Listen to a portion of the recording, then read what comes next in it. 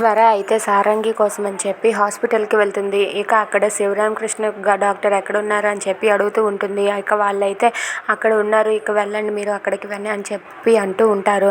ఇక అక్కడ ఉన్న స్వర అయితే సారంగి చెప్పిన మాటలను గుర్తు తెచ్చుకొని అలా డాక్టర్ దగ్గరికి అయితే వెళ్తూ ఉంటుంది. డాక్టర్ దగ్గరికి వెళ్తూ సారంగి నీ కొడుకు బ్రతికే ఉన్నాడు అని చెప్తూ ఉండడం, ఆ మాటలు విని స్వర అయితే చాలా సంతోషిస్తుంది. ఇక డాక్టర్ని కలిసి ఏదైనా సరే తెలుసుకుంటానని చెప్పి డాక్టర్ దగ్గరికి వెళ్తుంది. ఇక డాక్టర్ దగ్గరికి వెళ్ళగానే ఏంటమ్మా ఆ బాడీని పంపించేశాం కదా అని చెప్పి అంటూ ఉంటారు. ఏంటి బాడీని పంపించేశారా, ఎవరు వచ్చారు అని చెప్పి స్వర అడుగుతుంది. ఎవరు వచ్చారు ఏంటమ్మా, వాళ్ళ కూతురు అల్లుడు అంట వచ్చారు, వాళ్ళకి అప్పచెప్పేసాము, అన్నీ పూర్తి చేసాం, ఫైల్ కూడా అయిపోయింది అని చెప్పి అంటూ ఉంటాడు. అది విని స్వర అయితే ఒక్కసారిగా షాక్ అయిపోతుంది. అవునా, వాళ్ళ కూతురు అల్లుడా, వాళ్ళ ఫోన్ నెంబర్ ఏమైనా మీ దగ్గర ఉందా అని చెప్పి అడుగుతుంది. లేదండి, ఆ ఫైల్ని క్లోజ్ చేసేసాం, ఇక మా దగ్గర ఆ డెడ్ బాడీకి సంబంధించిన ఏవీ లేవు అని చెప్పి డాక్టర్ అంటాడు. దాంతో స్వర అయితే పోనీ వాళ్ళ అడ్రస్ ఏమైనా మీకు తెలుసా అని చెప్పి అంటుంది.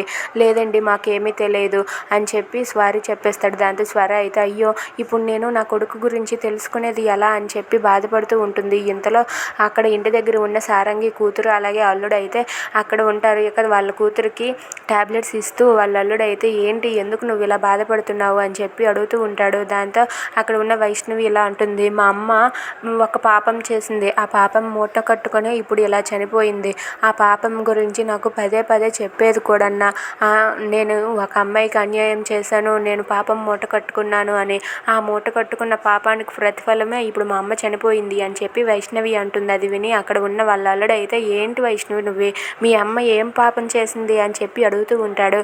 ఆ మాటలకు వైష్ణవి అయితే మా అమ్మ ఒక అమ్మాయికి పుట్టిన బిడ్డని పురుట్లోనే వేరే వాళ్ళకి ఇచ్చేసి ఆ అమ్మాయికి అబద్ధం చెప్పి చనిపోయాడని చెప్పింది, ఆ పాపం చేసింది, ఆ అమ్మాయికి నిజం చెప్పకుండానే మా అమ్మ చనిపోయింది, ఇప్పుడు ఆ నిజం నాకు ఒక్కదానికి మాత్రమే తెలుసు అని చెప్పి వైష్ణవి వాళ్ళ ఆయనతో అంటుంది. అది విని వాళ్ళ ఆయన అయితే ఆ అమ్మాయి అడ్రస్ నీకు తెలుసా అని చెప్పి అంటాడు. లేదండి, నాకు తెలియదు అని చెప్పి వైష్ణవి అంటుంది. If you like this video please subscribe.